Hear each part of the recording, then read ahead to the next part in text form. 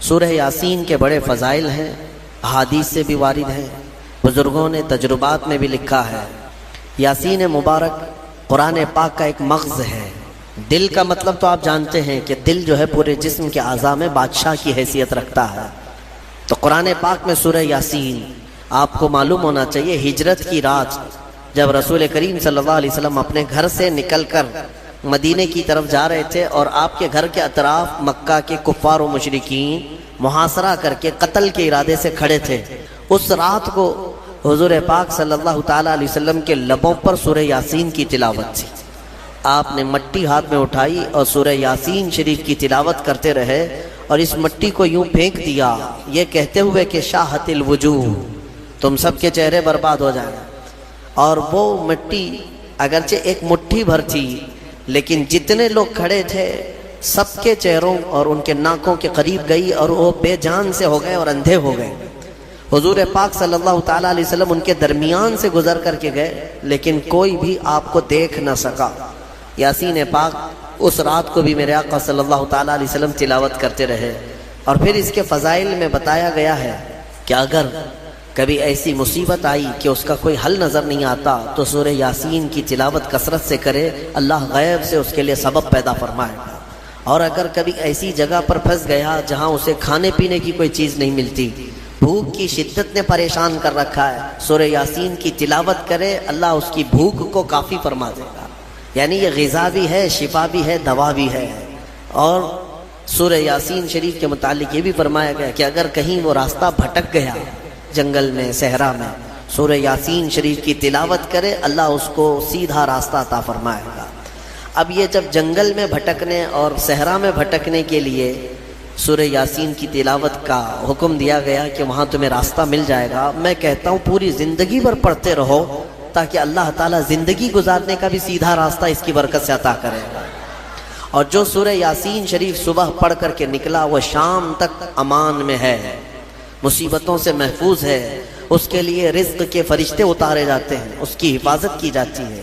تو یاسین کی بڑی برکتیں ہیں سورہ یاسین میں۔ اللہ تبارک و تعالیٰ نے ان آیات بینات میں جو بیان فرمایا اس میں اللہ تعالیٰ فرماتا ہے یا حسرتن علی العباد، قیامت کے دن کے بارے میں کہ افسوس ہے بندوں پر وہ بندے افسوس کریں گے، ما یاتیہم من رسول الا کانوا بہ مستہزئین، یعنی جب کبھی ان کے پاس کوئی رسول آتا تو اس کا مذاق اڑاتے تھے، مذاق کرتے تھے رسولوں کے ساتھ، نبیوں کے ساتھ۔ ان لوگوں کی جو حشر ہوں گے نا وہ بہت سخت ہے، قیامت کے دن بہت زیادہ سخت ان کے ساتھ معاملات ہوں گے۔ اللہ تعالیٰ فرماتا ہے الم یروا کم اہلکنا من قبلہم من القرون، کیا اس سے پہلے صدیوں پہلے ہم نے کتنی ایسی بستیاں ہیں جن کو ہلاک نہیں کیا ہے۔ بہت سارے لوگ رسولوں کا اور نبیوں کا مذاق کرنے کی وجہ سے ہلاک و برباد ہو گئے، ختم ہو گئے۔ پھر اللہ تبارک و تعالیٰ فرماتا ہے کہ عبرت پکڑو اے لوگوں، رسول جو آتے ہیں وہ تمہیں بظاہر اگر یوں دیکھتے ہیں کہ وہ پیوند لگے کپڑے پہنتے ہیں، چھوٹے سے گھر میں رہتے ہیں، چھوٹی چھوٹی غذائیں کھاتے ہیں یا فاقہ کشی کرتے ہیں، تو اس کا مطلب یہ نہیں کہ وہ رسول یا نبی مجبور ہوتے ہیں، وہ تو فقر کو پسند کرتے ہیں اللہ کی بارگاہ میں۔ ورنہ ہر نبی اتنا صاحب اختیار ہوتا ہے کہ اگر وہ چاہے تو سونے کا پہاڑ اور چاندی کا پہاڑ اس کے ساتھ ہو، وہ سونے اور چاندی کے محلات میں رہے، لیکن اللہ کے نبیوں نے فقر کو پسند کیا ہے۔ تو اکثر جو قومیں رسول کو ظاہری طور پر دیکھتی تھیں تو مذاق اڑاتی تھی، یہ اللہ کے نبی ہیں، یہ اللہ کے رسول ہیں، ان کا لباس ایسا ہے، ان کے پاس سواری نہیں، ان کا گھر صحیح نہیں ہے، ایسی باتیں کہہ کر کے مذاق اڑایا کرتے تھے۔ اللہ تبارک و تعالیٰ ان مستہزئین سے کوسوں دور ہمیں رکھے اور مولا تعالیٰ اسی جماعتوں سے ہمیں محفوظ رکھے۔ اور قرآن پاک میں اللہ تعالیٰ یہ بھی فرماتا ہے قیامت کے دن محشر کے میدان میں یہ کہا جائے گا وَامْتَازُوا الْيَوْمَ أَيُّهَا الْمُجْرِمُونَ، یہاں کہا جائے گا سارے لوگ ایک ساتھ کھڑے ہوں گے، پھر آرڈر آئے گا مجرم الگ ہو جائیں، اس میں سے جتنے لوگ مجرم ہیں وہ الگ ہو جائیں، ان کے چہرے بتا رہے ہوں گے اس دن، اور ان کو الگ کیا جائے گا، مجرمین کو۔ کس بات کے مجرم؟ اللہ تعالیٰ فرماتا ہے الم اعہد الیکم یا بنی آدم اللہ تعبدوا الشیطان، پھر رب تبارک و تعالیٰ کا جلال ہوگا اس دن، اور پھر رب تعالیٰ کی ہیبت طاری ہوگی بندوں پر، خشیت ہوگی. فرمائے گا مولا کیا میں نے تم سے یہ نہیں عہد لیا تھا کہ اے آدم کی اولاد کے شیطان کی پرستش نہیں کرو گے، اس کے پیچھے نہیں جاؤ گے؟ انہ لکم عدو مبین، بے شک وہ تمہارا کھلا ہوا دشمن ہے. کیا میں تم سے یہ وعدہ نہیں لیا تھا ان اعبدونی، کہ تم میری عبادت کرو گے؟ ھذا صراط مستقیم، یہی سیدھا راستہ ہے. پھر تم کیسے بہک گئے؟ یہ جتنے غیر اللہ کی عبادت کرتے ہیں سب کے سب اس دن الگ کیے جائیں گے، سب کے سب الگ. کفار و مشرکین جو بھی اللہ کے سوا عبادت کرتے تھے قیامت کے دن سب کو ایک طرف کر دیا جائے گا. اور رب تبارک و تعالیٰ ان سے فرمائے گا کیا میں نے تم سے یہ وعدہ نہیں لیا تھا کہ دنیا میں جاؤ گے تو میری عبادت کرو گے، شیطان کی پرستش نہیں کرو گے؟ پھر اللہ تعالیٰ فرماتا افلم تکونوا تعقلون، کیا تمہیں عقل بھی نہیں تھی؟ کیا تم عقل نہیں رکھتے تھے؟ سچ بات ہے میرے عزیزو، عقل رکھنے والا یہ چھوٹی چھوٹی چیزوں کو خدا کیسے بنا لیتا ہے. خدا کا جو تصور ہے وہ دنیا میں سب سے بڑا ہونے کا تصور ہے. بھلا چوہا کیسے خدا بن گیا؟ ایک چھوٹی سی مٹی وہ کیسے خدا بن گئی؟ جس کو تم ہاتھوں سے گوندتے ہو، پیروں سے کھندلتے ہو، پھر وہ تمہارا خدا کیسے بن گیا؟ افلم تکونوا تعقلون، اللہ فرماتا کیا تم عقل نہیں رکھتے، عقل سے کام نہیں لیتے؟ خدا کا جو تصور ہے وہ ایسا ہونا چاہیے کہ اس سے بڑا کوئی نہ ہو، دنیا میں اس سے بڑی طاقت کسی کی نہیں. وہ اللہ جس کے بارے میں ہم عقیدہ رکھتے ہیں کہ وہ قادر مطلق ہے، کسی کا محتاج نہیں، اور وہ سب سے بڑا ہے، سب سے بڑی طاقت والا ہے، یہ ہمارا عقیدہ ہے نا. اور جو اس عقیدے کو چھوڑ کر چھوٹی چھوٹی چیزوں کی پوجا میں لگ گئے، پرستش میں لگ گئے، عبادت میں لگ گئے، ان کے بارے میں سوال ہو رہا ہے قیامت کے دن عقل ہے یا نہیں ہے تمہاری؟ عقل سے کام لیتے ہو کہ؟ حتیٰ کہ میں آپ کو بتاؤں مصر کی سرزمین میں ہم جب رہتے وہاں کے لوگوں نے اس طرح کی پتھروں کی عبادت یا دوسروں کی عبادت انہوں نے دیکھا نہیں. ماحول پورا اسلامی ہے، بچپن سے مسجدوں کو دیکھا، اللہ کی عبادت.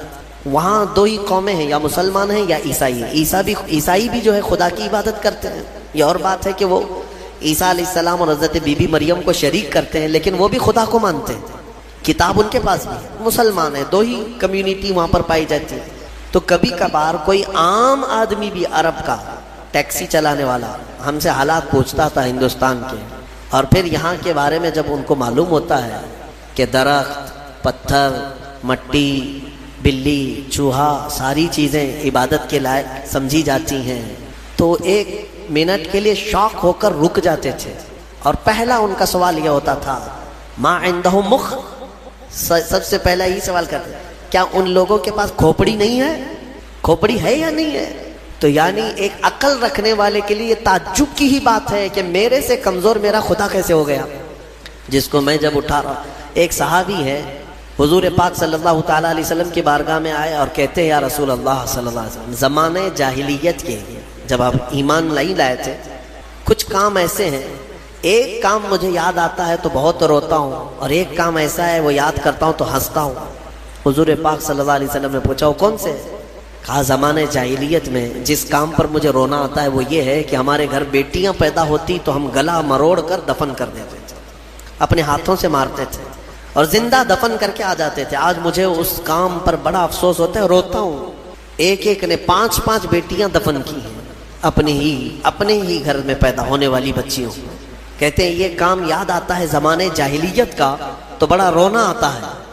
اور کہتے ہیں پھر ہنسی کس بات پر آتی ہے؟ وہ کہتے ہیں ہم زمانے جاہلیت میں ہمارے جو خدا ہوتے تھے آٹے کے خدا ہم بناتے تھے جب کبھی سفر میں جانا ہوتا تھا، اور ہر ایک کا الگ، ہوا کا الگ تھا، بارش کا الگ تھا، دھوپ کا الگ تھا، زمین کا الگ، آسمان کا الگ، بیماریوں سے صحیح کرنے والا الگ، سب کے الگ الگ تھے. تو ہم وہ آٹے کے بنا کر کے سفر میں لے کر کے چلتے تھے کہ سفر میں ہمارے ساتھ رہے گا ہمارا یہ خدا، اور اس کی عبادت بھی کرتے تھے. اور وہ صحابی کہتے ہیں لیکن بیچ میں کبھی غلہ اناج ختم ہوتا تو کبھی اس کا ہاتھ توڑ کے کھاتے تھے، کبھی پیر توڑ کے بھون کے کھاتے تھے.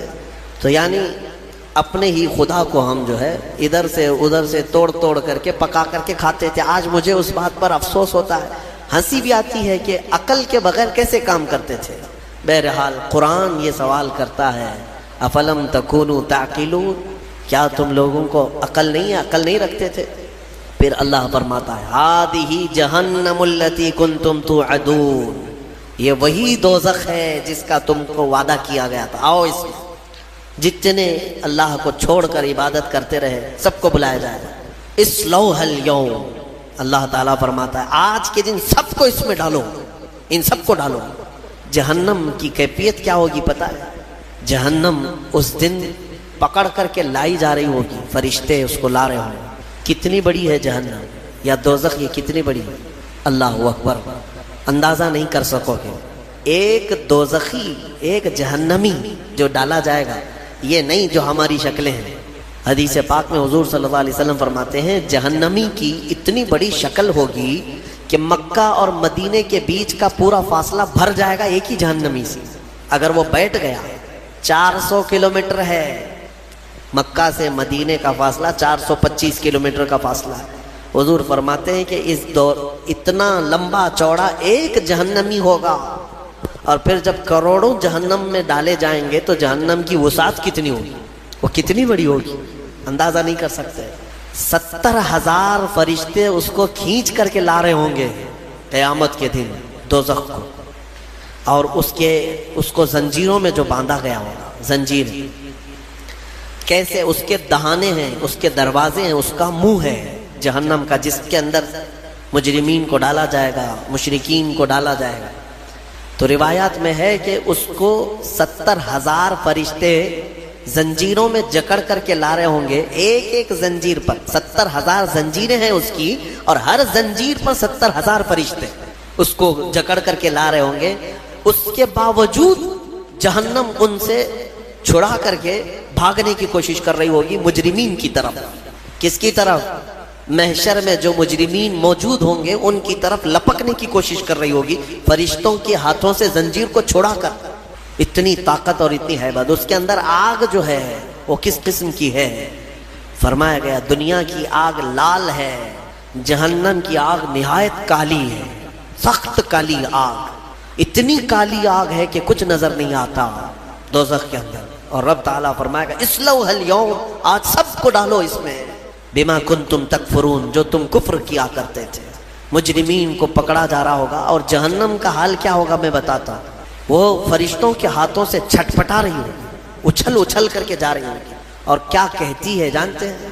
26ویں پارے میں سورہ قاف میں رب تبارک و تعالیٰ فرماتا ہے مجرمین کو ڈالا جا رہا ہے، ڈالا جا رہا ہے، ڈالا جا رہا ہے، تو اللہ تعالیٰ اس سے پوچھے گا جہنم سے حلم تلأتی، بس پیٹ بھر گیا تیرا؟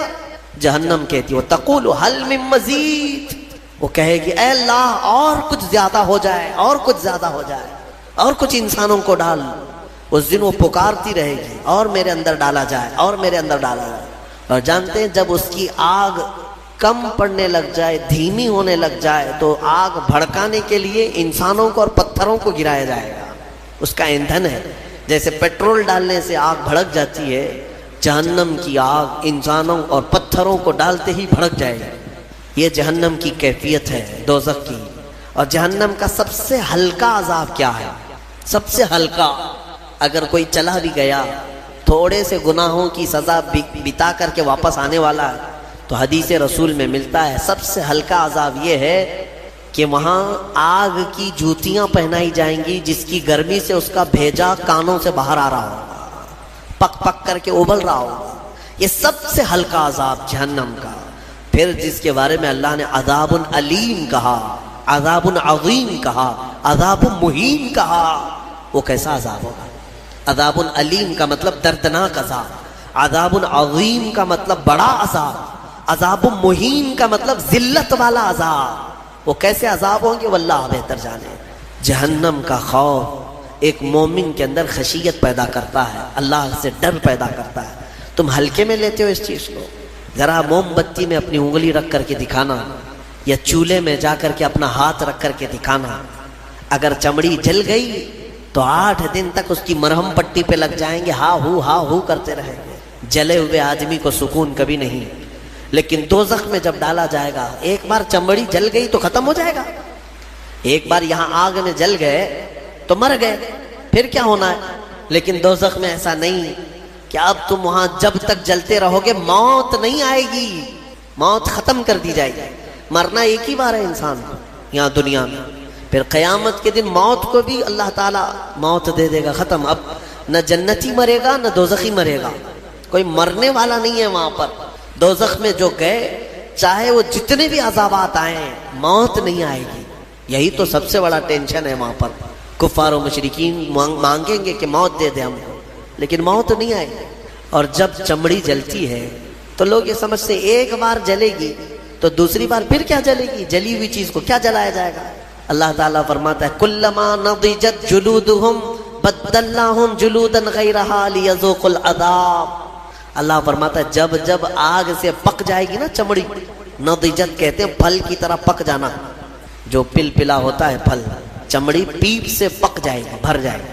اللہ فرماتا ہے جب جب دوزخ کی آگ کی وجہ سے تمہاری چمڑی پکے گی، اللہ فرماتا ہے ہم اس کے علاوہ دوسری چمڑی تمہیں پہنا دیں گے، نئی چمڑی ڈال دیں گے، بدلناہم جلودا غیرہا لیذوقوا العذاب، تاکہ عذاب کو چکھ سکو، نیا نیا عذاب چکھ سکو۔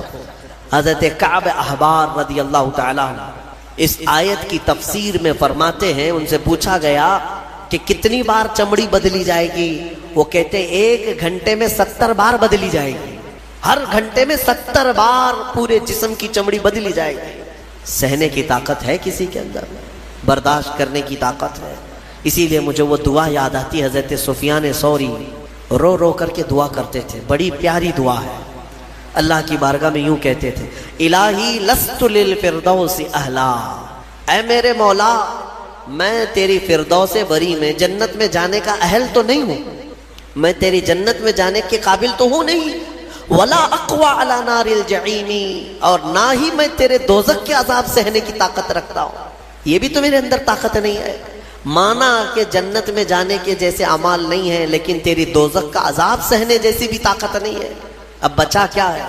فاغفر ذنوبی بفضل جودک یا اللہ، اے اللہ تو اپنے کرم سے اور اپنے فضل سے معاف کر دے تو بڑی بات ہے، باقی اعمال تو نہیں ہے۔ حضور مفتی اعظم ہند رضی اللہ تعالیٰ عنہ نے یہی دعا کی تھی، میرے اعمال کا بدلہ تو جہنم ہی تھا، میں تو جاتا میرے سرکار نے جانے نہ دیا۔ بس یہی ایک آس ہے ہمارے پاس، اللہ چاہے اپنے فضل سے اور اپنے رسول کی سفارش سے بچ گئے تو بچ گئے، ورنہ میں بتاؤں وضو میں بھی پکڑے جا سکتے ہیں، ہم قرات میں پکڑے جا سکتے ہیں، رکوع سجدے میں پکڑے جا سکتے ہیں، اور پتہ نہیں زندگی بھر کتنا کھایا، سب کا اگر حساب دینے پر آ جائیں، ہم نے چاول کتنا کھایا، روٹیاں کتنی کھائی ہیں، شکر کتنا کھایا ہے، اگر یہ سب حساب میں آئے، اس میں اگر کچھ دانے حرام کے چلے گئے تھے تو وہ حساب دیتے دیتے سالوں لگ جائیں۔ ہمارے پاس حساب جیسی چیز نہیں ہے میرے عزیز، اسی لیے وقت کا مجدد بریلی کا امام، جن کے پاس عبادت کے ذخیرے ہیں، پھر بھی اللہ کی بارگاہ میں روتے ہوئے یوں کہتے ہیں کہ کریم اپنے کرم کا صدقہ، لئیم بے قدر کو نہ شرما، تو اور رضا سے حساب لینا، رضا بھی کوئی حساب میں ہے؟ تو اے اللہ تو اتنی بڑی شان کا مالک، تو اور رضا سے حساب لینا، رضا بھی کوئی حساب میں ہے؟ اسی لیے اللہ تبارک تعالیٰ کے فضل کی طرف، اس کے رحم کی طرف توجہ لگائے رکھو۔ سورہ یاسین میں مولا تبارک تعالیٰ نے جو فرمایا ہے، رونگٹے کھڑے ہو جاتے ہیں۔ آگے کی آیتیں اللہ فرماتا ہے الیوم نختم علی افواہہم، آج کے دن ہم تمہارے منہ پر مہر لگا دیں گے، مہر لگا دیں گے، اس کا ترجمہ یہی ہے۔ اور رب تعالیٰ فرماتا ہے وتشہد ارجلہم بما کانوا یکسبون، تمہارے پیر گواہی دیں گے تم کیا کیا کرتے تھے۔ اللہ تعالیٰ فرماتا ہے کہ ہم منہ پر مہر لگا دیں گے، سب بند، جھوٹ بولنے کی عادت ہے، ہیلے بہانے کرنے کی عادت ہے، ادھر ادھر کی باتیں اڑانے کی عادت ہے۔ تم کیا بولو گے قیامت کے دن؟ تمہارے ہاتھوں سے کہا جائے گا بولو یہ کیا کیا کرتا تھا۔ حدیث پاک میں ہے ران کی چمڑی تک بولنے لگے گی، ران کی چمڑی قیامت کے دن بات کرے گی اور بتائے گی کہ مولا یہ کیا کیا خیانت کرتا تھا تیری امانتوں کے ساتھ، وہ سب بتائے گا۔ گھبرا کر کے لوگ کہیں گے اپنی ہی اعضاء سے، اپنی چمڑیوں سے، وقالوا لجلودہم لم شہدتم علینا، اپنی چمڑیوں سے کہیں گے لوگ کہ تم ہمارے خلاف کیوں گواہی دے رہے ہو؟ دنیا میں ہم جب بھی تمہیں کوئی تکلیف ہوتی تھی تو ہم فوراً تمہارا خیال کرتے تھے، کٹ گیا تو پٹی لگایا، دوا لگایا، ہاتھ کی کیا خیال کرتے ہیں کہ نہیں خیال کرتے؟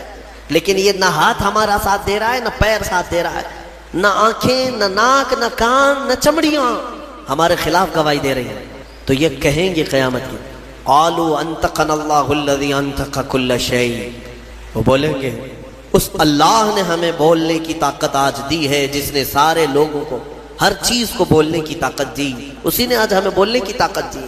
تو نے اللہ کی نعمتوں کے ساتھ انصاف نہیں کیا، آج تیرے خلاف گواہی دی جائے گی۔ ڈرو اس دن سے، ڈرو۔ اسی لیے ہمیشہ قرآن نے بھی ڈرایا ہے، کس بات سے؟ اس دن سے ڈرو جس دن حساب کا ہوگا۔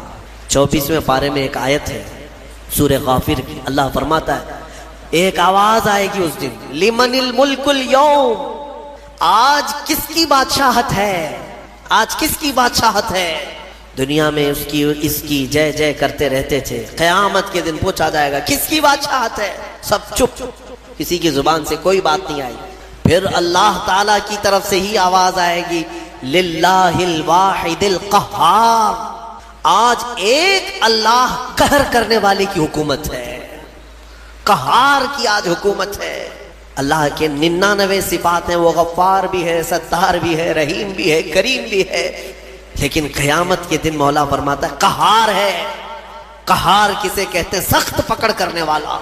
پکارا جائے گا این الجبارون این المتکبرون، کہاں ہے وہ زمین میں جو گھمنڈ کرتے تھے، کہاں ہے وہ جو زمین میں دادا گیری کرتے تھے؟ بلائے جائے قہار کے سامنے کس کی مجال ہے بات کرنے کی؟ تمہیں پتا ہے اللہ کے نبیوں کا حال یہ ہوگا، موسیٰ علیہ السلام جو جلیل القدر پیغمبر ہیں وہ تک کانپ رہے ہوں گے وہاں پر اللہ کے جلال سے۔ آدم علیہ السلام سے لے کر عیسیٰ علیہ السلام تک انبیاء کرام کہیں گے آج ہمیں بات کرنے کی جرات نہیں ہے اللہ کی بارگاہ، نبیوں کی بات کر رہا ہوں، ماں و شما چھوڑو، تم کس کے اس کے بھروسے پہ بیٹھے ہو؟ نبیوں کا حال یہ ہے کہ ہم بات نہیں کر سکیں گے آج۔ اس بھرے مجمع میں قرآن کہتا ہے سورہ نجم کی آیت، وَكَم مِّن مَلَكٍ فِي السَّمَاوَاتِ لَا تُغْنِي شَفَاعَتُهُمْ، آسمان میں کتنے بڑے بڑے فرشتے ایسے ہیں، اللہ فرماتا ہے ان کی سفارش کام نہیں آئے گی، ان کی کسی کی سفارش کام نہیں آئے گی، شیئن الا باذن اللہ، مگر اللہ جسے اجازت دے۔ اس بھرے مجمع میں ڈر اور خوف ایسا ہے کہ ایک نبی بھی بولنے کو تیار نہیں ہے، ایک فرشتہ بھی بات کرنے کو تیار نہیں ہے۔ مخلوق کے ہاں اس وقت اگر کوئی آواز گونجتی ہے تو وہ محمد الرسول اللہ کی ہے، وہ صرف اور صرف میرا آقا ہے رسول کریم صلی اللہ تعالی علیہ وسلم۔ اس لیے کہ اس بھرے مجمع میں اللہ کے حبیب صلی اللہ تعالی علیہ وسلم ہی سفارش کر کے اللہ کے غضب کو ٹھنڈا کریں گے، اللہ کی ناراضگی کو کم کریں گے۔ وہ سجدے میں چلے جائیں گے تو سر نہیں اٹھائیں گے، مولا فرمائے گا اے محمد سر اٹھاؤ، آپ جس کی سفارش کریں گے قبول کی جائے۔ یہ ہے محشر کے میدان کی بات۔ بہرحال سورہ یاسین میں اللہ تعالیٰ فرماتا ہے کہ تمہارے منہ پر مہر لگا دی جائے گی، وَتُكَلِّمُنَا أَيْدِيهِمْ وَتَشْهَدُ أَرْجُلُهُمْ، تمہارے ہاتھ ہم سے بات کریں گے، تمہارے پیر گواہی دیں گے تم کیا کیا کرتے تھے۔ اور اللہ تعالیٰ فرماتا ہے وَلَوْ نَشَاءُ لَطَمَسْنَا عَلَىٰ أَعْيُنِهِمْ، اگر ہم چاہیں تو تمہارے چہروں پر یا تمہاری آنکھوں پر پوری طرح سلائیاں پھیر دی جائیں گی، بند کر دیا جائے گا، یہاں پر بھی دنیا میں۔ میرے عزیزو ایک آیت اس میں یہ بھی آئی ہے قرآن میں، وَمَن نُعَمِّرْهُ نُنَكِّسْهُ فِي الْخَلْقِ، سورہ یاسین کی آیت ہے۔ اللہ فرماتا ہے ہم جس کو لمبی عمر دیتے ہیں اسے بچپن کی طرف لوٹا دیتے ہیں۔ حقیقت ہے جس کا بڑھاپا آیا سیم بچپن کی طرح واپس آ رہا ہے۔ تمہیں اندازہ بھی ہے بچے کی کیفیت دیکھا ہے؟ بچہ اس کے اندر جو عادتیں ہیں، ایک تو صحیح طریقے سے چل نہیں پاتا، سہارے کی ضرورت ہے، پکڑ کے چلے گا۔ بچہ بہت ہارڈ غذائیں نہیں کھاتا، دودھ پیتا ہے، ہلکی چیزیں کھاتا پیتا ہے، کیونکہ ہاضمہ اتنا مضبوط نہیں ہوتا۔ بچہ بریانی گوشت یہ بڑی بڑی چیزیں نہیں کھا پائے گا، کیا کرے گا؟ ہاضمہ اتنا نہیں ہے۔ بچے کی کیفیت یہی ہے کہ پکڑ کر کے چلتا ہے، بچے کی کیفیت یہ ہے کہ ایک ہی چیز کو بار بار پوچھتا ہے، بھولتا ہے۔ سیم بڑھاپا جب آتا ہے تو واپس اسی کیفیت میں پلٹ جاتا ہے۔ بوڑھا بھی اب اکیلا نہیں چل پاتا، کسی کے سہارے کی ضرورت پڑتی ہے۔ پھر بوڑھاپا ہی ہے کہ اس کو ہر چیز بھولی جانے لگتی ہے، جیسے بچپن میں بار بار پوچھتا تھا بڑھاپے میں بھی پوچھنے لگتا ہے، بھول جاتا ہے۔ بچپن میں جس طرح سے بچے کو بستر میں ہی پیشاب ہو جاتے، پخانے ہو جاتے ہیں، بڑھاپے میں بھی حالتیں دیکھنے کو ملتی ہیں، کنٹرول میں نہیں رہتا پیشاب پخانا، بہت سارے بڑھاپے ایسے آتے ہیں کہ ان کا پیشاب نکلتا ہے، پخانے نکلتے ہیں، کیا کر سکتے ہیں؟ بچپن کی طرف لوٹا ہے۔ بچہ ہارڈ غذا نہیں کھا سکتا، بوڑھا بھی نہیں کھا سکتا۔ بڑھاپا آیا، بہت ساری چیزوں سے پرہیز ہے، سخت چیزیں بوڑھے کو نہیں چلیں گی، اب ہاضمہ کمزور ہو گیا ہے، شکر سے پرہیز، نمک سے پرہیز، گوشت سے پرہیز، بس ہلکی چیزوں پر وہ رہ گیا ہے۔ اور اللہ تعالیٰ فرماتا ہے ہم جس کو لمبی عمر دیتے ہیں اس کو بچپن کی طرف لوٹا دیتے ہیں۔ افلا یاقلون، تم اس چیز میں عقل نہیں رکھتے؟ تم سوچتے کیوں نہیں کہ تمہاری زندگی جہاں سے چلی تھی واپس پلٹ آئی ہے؟ میرے عزیزو، یہ دنیا بہت ہی شارٹ ہے، اس میں صرف اور صرف اپنے من کی مت ماننا۔ ہاں، لوگوں کو ایسا لگتا ہے کہ ہماری طبیعت جو چاہے وہ کر لینا، نہیں، میرا مولا جو چاہے وہ کرو، تو سکون یہاں پر بھی ہے، مرنے کے بعد بھی ہوگا انشاءاللہ، کیونکہ اللہ کی زمین پر آئے ہیں، اسی کی حکومت یہاں پر ہے، تو اسی کے مرضی کے مطابق چلنا یہ ایمان والے کی زندگی ہے۔ سورہ یاسین شریف کی برکتیں اللہ تعالی ہم سب کے سینوں پر عطا فرمائے۔ مولا کریم اس دنیا میں ہمیں اس کی رضا اور اس کے حبیب کی رضا کے مطابق جینے کی توفیق عطا فرمائے۔ سورہ صاد اور سورہ صافات کی بھی ہم نے تلاوت کی، اور سورہ زمر کی بھی مختصر بات یہ عرض کر دوں۔ سورہ صاد میں اللہ تعالیٰ نے حضرت ایوب علیہ السلام کے ذکر کو تفصیلاً بیان فرمایا۔ اس سے پہلے بھی ان کا ذکر آیا ہے 17ویں پارے میں، لیکن اس پارے میں قدر تفصیل سے آیا ہے، اور سورہ صافات میں کئی نبیوں کا ذکر آیا۔ تو حضرت ایوب علیہ السلام کون تھے؟ ایوب نام آتے ہی صبر دماغ میں آ جاتا ہے۔ بہت سارے لوگ ان کا نام ہی صبر ایوب سمجھتے ہیں، حالانکہ ان کا نام صبر ایوب نہیں ہے۔ حضرت ایوب علیہ السلام، صبر ان کے ساتھ ایسا لگ گیا ہے کہ جیسے حضرت ایوب کہیں تو صبر ذہن میں آ جائے، صبر کہیں تو حضرت ایوب کا نام آ جائے۔ سب سے زیادہ صبر کرنے والوں میں آپ کا نام آتا ہے۔ حضرت ایوب علیہ السلام اللہ تبارک و تعالیٰ کے ایک جلیل القدر پیغمبر ہے، نبی۔ اللہ نے آپ کو بے شمار دولت عطا کی تھی، اولاد، بیویاں، اس زمانے میں آپ کی شان و شوکت، بڑی جائیدادیں۔ پھر آزمائش کا ایک وقت آیا، اللہ نے فرمایا اپنے فرشتوں سے میں اپنے بندے ایوب کا امتحان لیتا ہوں۔ ان کی کئی بیویاں تھیں، تقریباً روایت میں بتائی گئیں 16 یا 17، اور ان کی اولاد 28 یا 30 کے قریب اولاد، بیٹے، الگ الگ روایات ہیں، جتنے بھی ہیں بے شمار جائیداد، مویشی، جانور، بکریاں، اونٹ، گائے، یہ سب بڑی دولت کی چیزیں اس وقت مانی جاتی تھی، وہ سب تھا آپ کے پاس۔ پھر ایک کے بعد دیگرے ایسا ہوا کہ طوفان چلا، سارے جانور مر گئے۔ پھر ایک طوفان آیا، باغیچے اکھڑ گئے، سب ختم ہو گئے۔ پھر ہوائیں چلی، بیماریاں آئیں، ان کے بچے انتقال کرنے لگ گئے، 1 2 3 4 کرتے ہوئے جتنے بیٹے تھے سب انتقال کر گئے، بیویاں انتقال کی، کچھ چلی گئی۔ اس طرح ہوتے ہوتے یہ جو 4 سال تک کا عرصہ چلتا رہا، یہ 4 سال آپ کی آزمائش، سخت ترین آزمائش ہے۔ اور جب جب کسی کے انتقال کی خبر آتی آپ الحمدللہ کہتے تھے، الحمدللہ، اللہ کا شکر ہے۔ میرے عزیزو، یہ سننا آسان ہے، پریکٹیکل لائف میں پتہ چلے گا۔ گھر کا ایک فرد بھی چلا گیا، آدھا گھر اجڑ جاتا ہے۔ حضرت ایوب علیہ السلام کے پاس سوائے ان کی بیوی حضرت بی بی رحمت، ان کے علاوہ کوئی نہیں رہا، سب چیزیں ختم ہو گئیں، صرف ایک وفادار خاتون ساتھ میں تھی۔ پھر اس پر مزید یہ کہ آپ کو بھی بیماری لاحق ہے، آپ بھی بیمار ہوئے، اتنے بیمار، بخار پر بخار، بخار پر بخار، کہ جسم کا گوشت تک گلنے لگ گیا۔ سوتے بستر پر تو چمڑی آپ کی بستر پر لگ جاتی، ایسی تکلیف آئی۔ اور ان حالات میں ایک وقت ایسا بھی آیا کہ آپ کی زبان کٹ گئی، زبان کے اندر دراڑیں پڑ گئی، لاسٹ چیز تھی، زبان سے ذکر الہی کرتے تھے، باقی سب چیزیں کمزور ہو گئی تھی۔ تب حضرت ایوب علیہ السلام رو پڑے اللہ کی بارگاہ میں، یوں عرض کیا، رب انی مسنی الضر وانت ارحم الراحمین، اے میرے مولا تکلیف مجھے پہنچی ہے لیکن تو سب سے زیادہ رحم کرنے والا ہے۔ یہ نہیں کہ مجھے کو کیوں، یہاں اتنے گناہ کر کے بیٹھے ہوئے ہیں اور بستر میں جا کر پھر بولتے ہیں اللہ مجھے کو کیوں کر رہا ہے؟ تیرے گناہوں کی وجہ سے اگر اللہ تعالیٰ دینے پر آئے کب کے مر جانا چاہیے تھا۔ اس رحمان نے تو بہت رحم کیا ہے۔ پھر لوگ یہ کہتے ہیں میرے ہی ساتھ ایسا کیوں ہو رہا ہے، مجھے کو ایسا کیوں ہو رہا ہے، میں نے کس کے ساتھ کیا کیا؟ تم نے سب سے بڑا دھوکہ تو اللہ ہی کے ساتھ کیا ہے، اس کی پوری عبادتیں ہی نہیں کی، دوسروں کی بات میں چھوڑو، جس کی عبادت کے لیے آئے تھے وہی کمپلیٹ نہیں کیا، اور پھر پوچھتے ہو میں نے کیا کیا ہے۔ اگر اللہ تبارک و تعالیٰ عدل کرے، ایک نماز کے بدلے ایک ہاتھ چلا جائے تمہارا، تو بچے گا کیا؟ جتنی نمازیں چھوڑے ہو، جتنے روزے چھوڑے ہو، جتنی زکوٰۃ دبائے ہو، کئی لوگوں کے کیا کیا فرائض باقی ہیں، ان سب کی پاداش میں اگر ہر چیز تمہاری ایک ایک نعمت چھین لی جائے تو جسم میں بچے گا کیا؟ کچھ نہیں بچے گا۔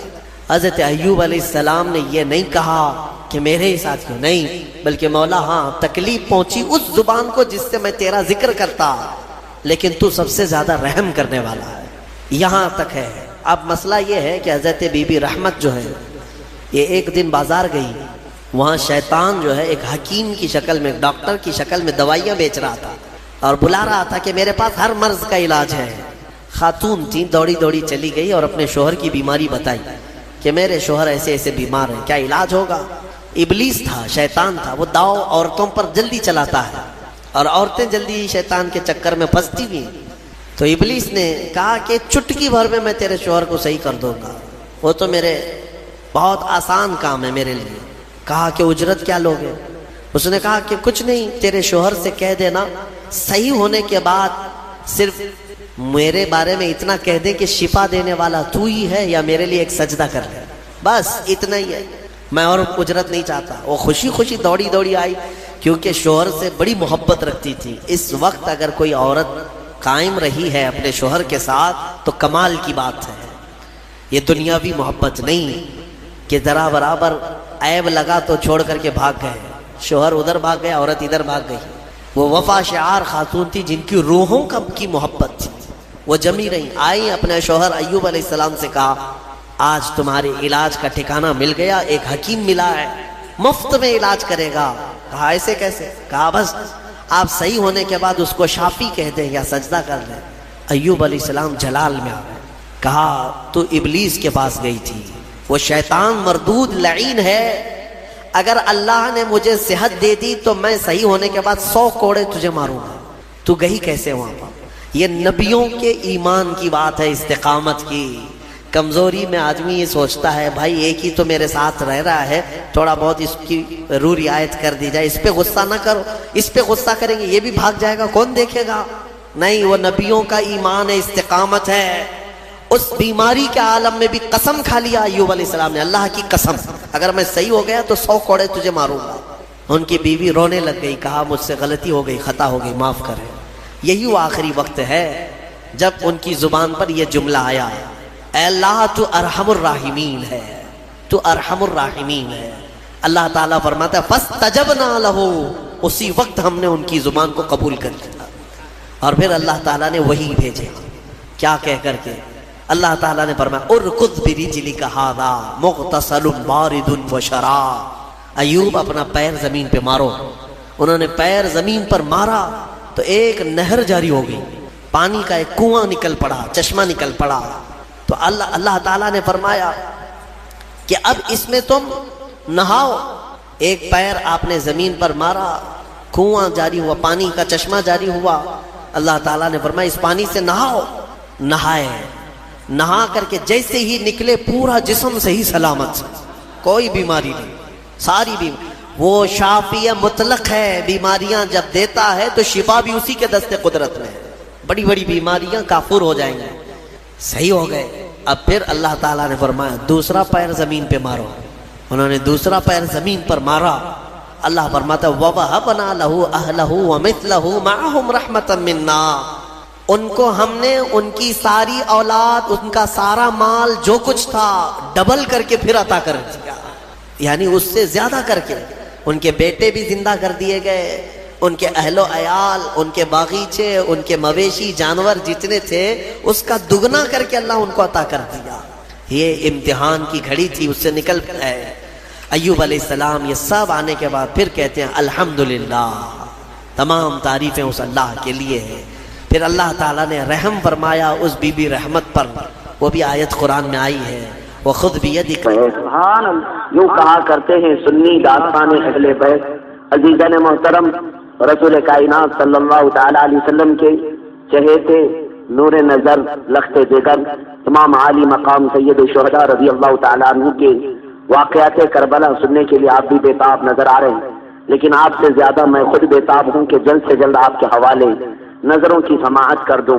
کل جیسے کہ ہم نے ایک تاریخی اور تمام تفصیلی خطاب کے ساتھ سفر کیا تھا، سید الشہداء امام حسین رضی اللہ تعالیٰ عنہ کے ساتھ اپنے اپنے تصورات کو جوڑ لیں، اپنے اپنے خیالات کو جوڑ لیں، اس لیے کہ عام طور پر جو مجمع ہوا کرتے ہیں، الحمدللہ رب تعالیٰ نے ہمارے اس مجمع کو دوسرے بہت ساری برائیوں سے پاک و صاف رکھا ہے۔ بہت ساری جگہوں پر ہم نے دیکھا ہے نہ جلسوں کا احترام ہوتا ہے، نہ منبر رسول